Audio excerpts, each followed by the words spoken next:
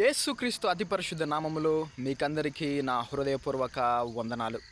దేవుడు ఈరోజు మనతో ఏం మాట్లాడాలి అనుకుంటున్నాడు అంటే, నిర్గమాకాండము 22వ అధ్యాయము 27వ వచనం ప్రకారంగా, నేను దయగలవాడను, నాకు మొరపెట్టిన ఎడల నేను విందును. ఈరోజు నా ప్రియ సహోదరి సహోదరులారా, ఈ రోజుల్లో నా ప్రియ సహోదరి సహోదరులారా, మన మొర వినే దిక్కు లేదు. మనుషులకు మనము ఏమి చెప్పుకున్నా వినేవాడు లేడు, వినే దిక్కు లేదు, వినేవాడు అస్సలు లేడు. కానీ వింటాను అనే వ్యక్తి మన జీవితంలోకి రావాలి అనుకుంటున్నాడు. ఆయన పరిశుద్ధుడు, గొప్ప దేవుడు. ఆయన మనల్ని వినాలి అనుకుంటున్నాడు. నాకు మొరపెట్టు అంటున్నాడు. నాకు మొరపెట్టు, నేను వింటాను, నేను దయగలిగిన వాడిని. ఎంతోమంది వాళ్ళ బాధల్ని ఎక్స్ప్రెస్ చేస్తూ ఉంటే, మనుషుల దగ్గర బాధలు ఎక్స్ప్రెస్ చేస్తూ ఉంటే, ఎవడు వింటాడయ్యా నిన్ను, ఏంది నీ ప్రాబ్లము, మాకే ఎన్నో సమస్యలు ఉన్నాయి, ఏంది నిన్ను వినేది, ఏంది నీ సమస్య చూసేది అని ఎన్నోసార్లు తప్పించుకుంటారు, పట్టించుకోరు.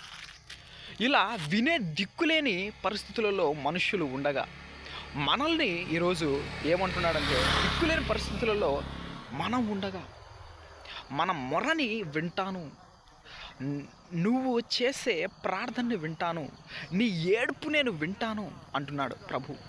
నేను వింటాను. ఈ లోకంలో ఏ మనిషి వినకపోయినా, ఏ మనిషి పట్టించుకోకపోయినా నేను పట్టించుకుంటాను, నేను వింటాను, నేను నీకు సహాయం చేస్తాను. మన దేవుడు ఎలాంటి దేవుడు అంటే, వినే దేవుడు. నువ్వు మొరపెడితే వినే దేవుడు, నువ్వు ఏడిస్తే వినే దేవుడు. నువ్వు వచ్చి ఆయన దగ్గర మోకరించి, ఆయన దగ్గర నిన్ను తగ్గించుకొని నువ్వు మొరపెడితే, నువ్వు ఏడ్చి ఆయన దగ్గర నీ సమస్య చెప్పుకుంటే ఆయన వినే దేవుడు. అసలు ఈ లోకంలో ఎంతోమంది నిన్ను వాడుకొని వదిలేసేవారు. నువ్వు చెప్తే వినను కూడా వినరు, పట్టించుకోరు. ఈ ప్రపంచం మొత్తం నిన్ను పట్టించుకోదు, కానీ పట్టించుకునే ఒకే ఒక దేవుడు ఉన్నాడు. ఆయన మీరు పట్టించుకోవాలి. మీరు పట్టించుకోకపోతే ఆయన మిమ్మల్ని పట్టించుకోడు. ఆయన మీకు సమీపస్తుడిగా అవ్వాలి అనుకుంటున్నాడు. మీరు మొరపెడితే వినాలి అనుకుంటున్నాడు. నేను కార్యం చేస్తాను అంటున్నాడు. కానీ మీరు రావడం లేదు ఆయన దగ్గరికి. కాదు, ఏ మనుషులనో ఆశ్రయిస్తున్నారు. ఎవరెవరు మనుషులకో నీ గుట్టు, నీ విషయాలు అన్నీ చెప్పేస్తున్నారు. ఏమి చెప్పినా వాళ్ళు పట్టించుకోరు, నీ మొర వినరు, నీకు సహాయం చేయరు. కానీ దేవుడు ఆయన ఉన్నాడు, ఆయన వింటాడు, ఆయన నీకు సహాయం చేస్తాడు. ఆయన దగ్గర నువ్వు మొరపెట్టాలి. ఆయన నేను వింటాను అంటున్నాడు. కాబట్టి మనుషుల్ని ఆశ్రయించకంటే యెహోవాను ఆశ్రయించ ఎంతైనా మేలు. కాబట్టి దేవుణ్ణి ఆశ్రయించండి, ఆయనకి మొరపెట్టండి.